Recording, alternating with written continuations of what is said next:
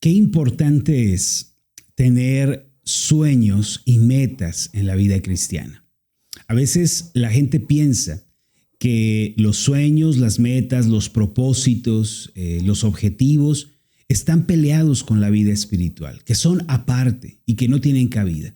Pero lo cierto, hermanos, es que no hay una parte de nuestras vidas que quede fuera de la voluntad de Dios. Incluso nuestros anhelos y nuestros sueños deben ser rendidos a la voluntad del Señor y debemos hacer pasar nuestros propósitos de vida por el sedazo de la oración y de la palabra.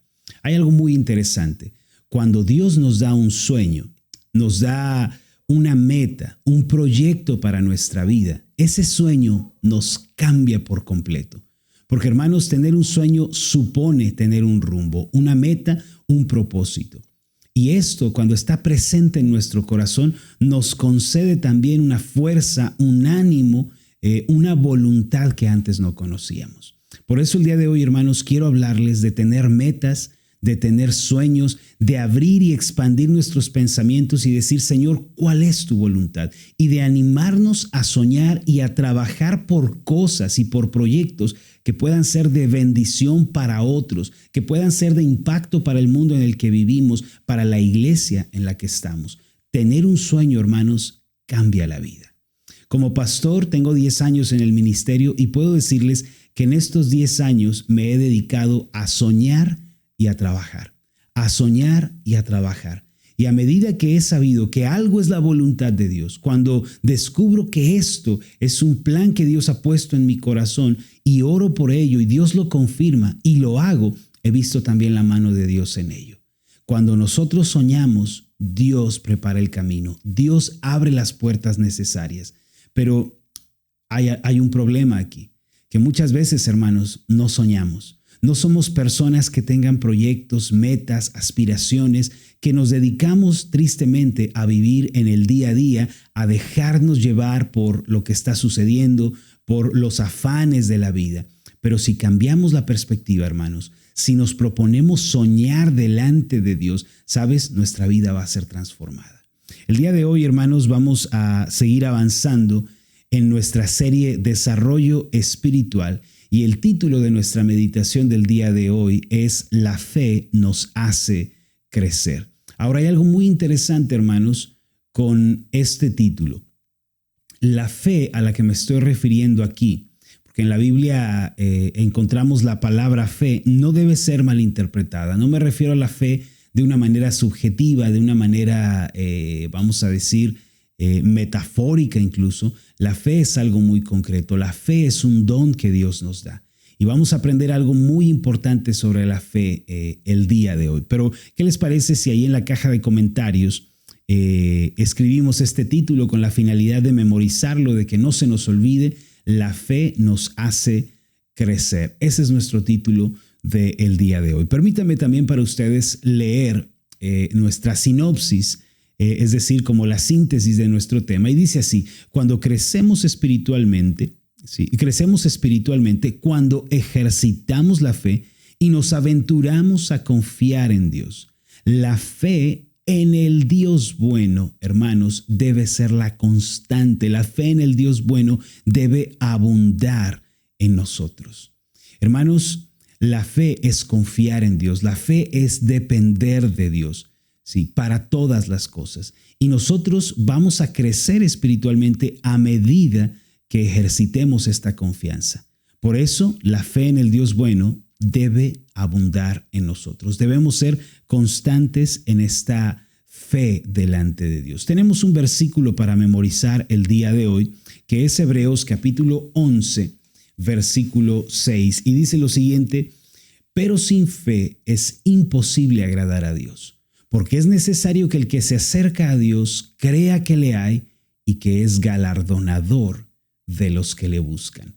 Hermanos, este pasaje contiene una riqueza espiritual para nosotros impresionante. Hoy vamos a memorizar Hebreos capítulo 11, versículo 6. Ténganlo muy presente, mis queridos hermanos. ¿Qué les parece si entramos a nuestra reflexión? Preparen su Biblia, su cuaderno de notas, porque aquí arrancamos. Una de las frases que más ha impactado mi vida fue dicha por el pastor George Mueller hace aproximadamente 2 siglos. Él dijo: espera grandes cosas de parte de Dios y grandes cosas tendrás. ¿Qué significan estas palabras? Que si abrimos nuestra manera de pensar y tenemos una gran expectativa, Dios nos va a llenar y un milagro asombroso va a tener lugar. La Biblia nos dice en Hebreos capítulo 11, verso 6 lo siguiente: pero sin fe es imposible agradar a Dios, porque es necesario que el que se acerca a Dios crea que le hay y que es galardonador de los que le buscan. Este pasaje nos dice que la fe agrada a Dios. Sin embargo, la fe no es algo místico, no es algo subjetivo o abstracto. La fe es algo muy sencillo y práctico. En cierto sentido, la fe es tener expectativa. Es decir, esperar que el Dios bueno obre, realice un milagro, salve.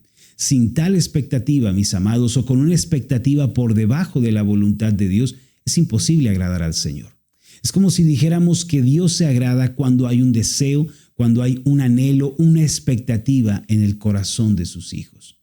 ¿Por qué digo que la fe es expectativa? Mira, el final de Hebreos 11:6 declara: porque es necesario que el que se acerca a Dios crea que le hay y que es galardonador de los que le buscan. Según este pasaje, 2 cosas son necesarias. Primero, creer que Dios existe. En otras palabras, creer que Dios está ahí a nuestro lado. Y segundo, creer que Dios premia y galardona a los que le buscan. Este versículo dice que la búsqueda de Dios que se hace en fe tiene por regla general un galardón y un premio. Por eso la expectativa que se hace en Dios tendrá una respuesta asombrosa. Ahora, permítanme hacer esta pregunta. ¿Cuál es uno de los problemas que atan la vida de los cristianos el día de hoy? Que les impiden avanzar, que les impide crecer. Diría yo, hermanos, que entre ellos está la falta de expectativa en el Dios bueno, la falta de sueños que se hacen en Dios. Si los hijos de Dios viven sin esperar algo, sin sueños, sin anhelos, entonces se van a perder de las abundantes bendiciones de Dios. Al respecto de esto, hace tiempo un hermano me platicó una historia muy entretenida. Se trataba de una mujer, ama de casa, que tenía una hijita de 7 años.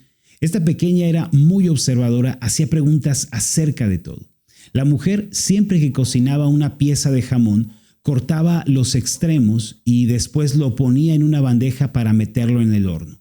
Su hijita, muy intrigada, le preguntó: «Mami, ¿por qué cortas los extremos del jamón antes de meterlo en el horno?». Y ella respondió: «Bueno, ahora que lo mencionas, no lo sé. Tu abuela siempre lo hacía y así me acostumbré a hacerlo yo también». Insatisfecha con esta respuesta, la niña decidió preguntarle a su abuela la razón de por qué al jamón se le tenían que cortar ambos extremos antes de cocinarlo. Y la abuela, mientras estaba abordando, le dijo: «Mi pequeña nietecita, cuando tu madre era pequeña, cuando no había grandes hornos como en el presente, debido a que el horno de nuestra casa era muy pequeño, yo tenía que cortar los extremos del jamón para poder cocinarlo». Y la abuela continuó diciendo: «Hoy en día, sin embargo, ya no es necesario hacer eso, pues los hornos son cada vez más grandes y amplios». Y con un tono de risa, la abuela le concluyó con estas palabras: «No me digas que tu madre sigue cortando los extremos del jamón». Miren, hermanos, la manera de pensar de la madre de aquella niña es muy entretenida. Hoy en día encontramos a muchos cristianos que se asemejan a esta mujer en su manera de pensar. Aquella mentalidad que se cierra, que se limita, no puede obtener nada.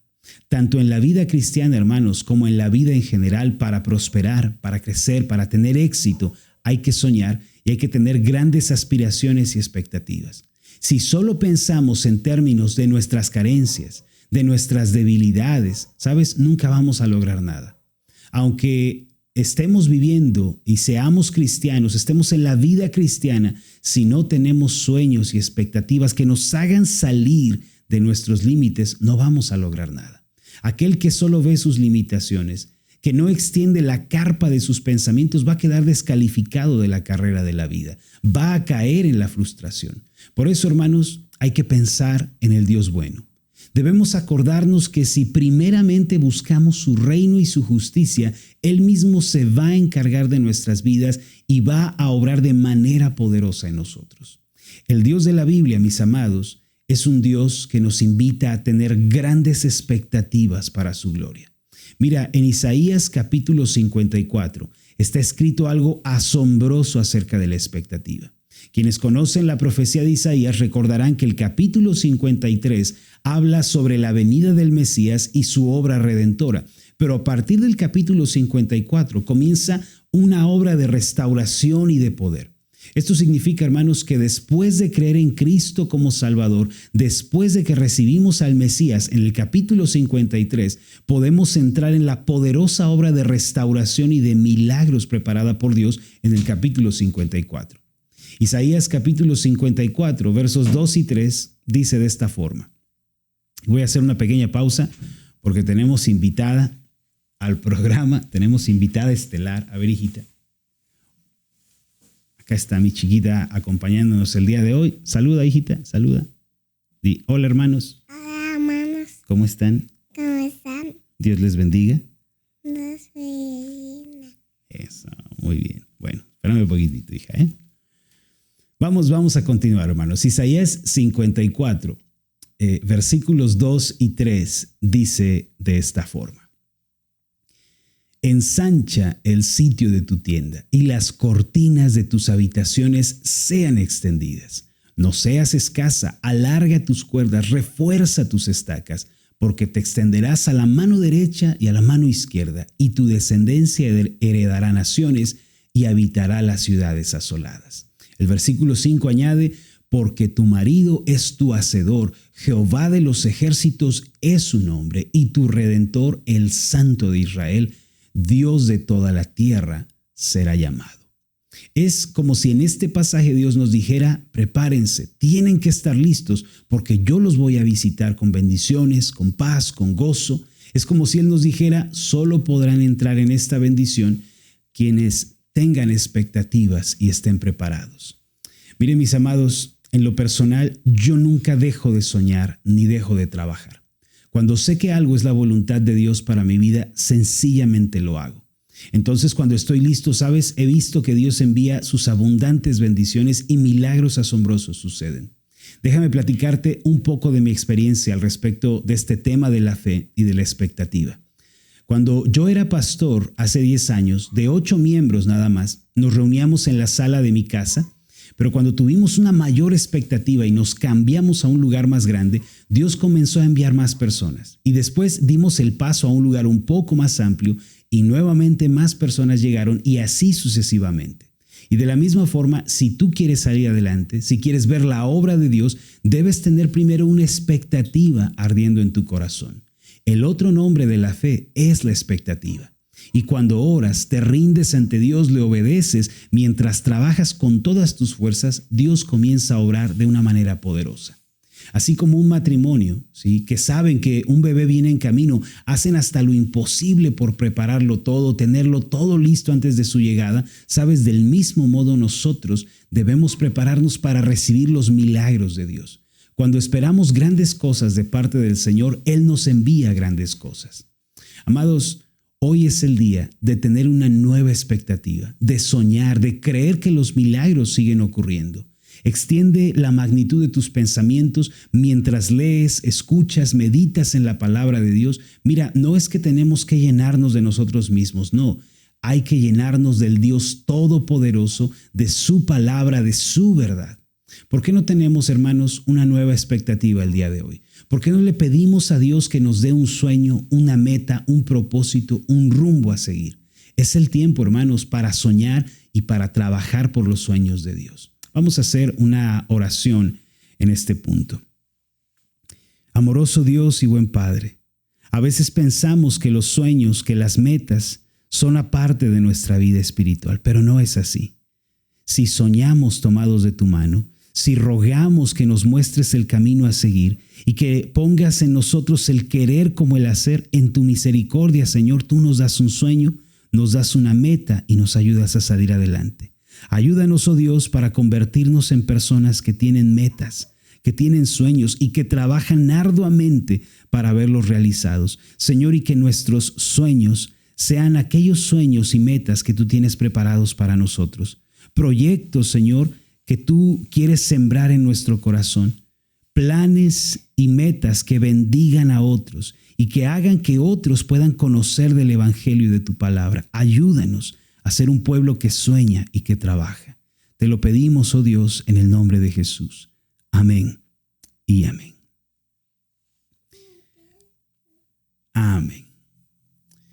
Hermanos, espero que nuestra meditación del día de hoy haya sido de bendición para ustedes. Somos más de 180 personas conectadas. Maravilloso. De verdad, qué bendición que pudimos sumarnos. Espero que lo aprendido el día de hoy sea de bendición. ¿Por qué no empiezan a orar y a decirle: Señor, dame un sueño, Señor, dame una meta? ¿Qué es lo que quieres que yo haga?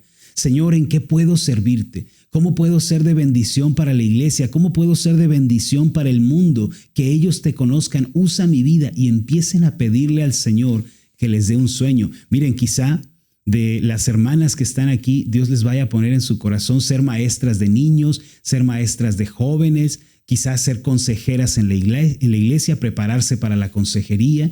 Quizá de los hombres que están aquí, Dios vaya a indicarle a alguien convertirse en pastor, prepararse como pastor. Quizá a alguno Dios le vaya a indicar ser misionero, ¿sí? Otro quizá Dios le vaya a indicar abrir un canal en YouTube para predicar la palabra, escribir un libro. No sé, hermanos, hay tantas cosas que Dios quiere hacer con nosotros. Pero tú tienes que arrodillarte y tienes que preguntarle: Señor, ¿cuál es tu voluntad para mi vida? ¿Qué quieres tú que yo haga para tu gloria? Dame un sueño. Y ora y ayuna y ora y ayuna por esto y pídele al Señor que te muestre cuál es su voluntad. Ten un sueño para la gloria de Dios. Sueñen, hermanos, por favor. Doblen sus rodillas y pídanle al Señor: dame un sueño. ¿Qué tengo que hacer? ¿Qué voy a hacer? ¿Sí? Una hermana de nuestra iglesia me sorprendió hace algunos meses diciéndome: pastor, yo quiero ser una líder de grupo pequeño. Yo voy a mi grupo, me decía ella, y soy muy bendecida y yo también quiero prepararme para ser una líder. Y actualmente, hermano, ella está iniciando su grupo pequeño. Ya se preparó en la escuela Ascender, ya cursó el estudio y ahora está abriendo su grupo celular. Hermano, ten un sueño para la gloria de Dios. Sueña con algo. Dobla tu rodilla y pídele al Señor: muéstrame tu voluntad.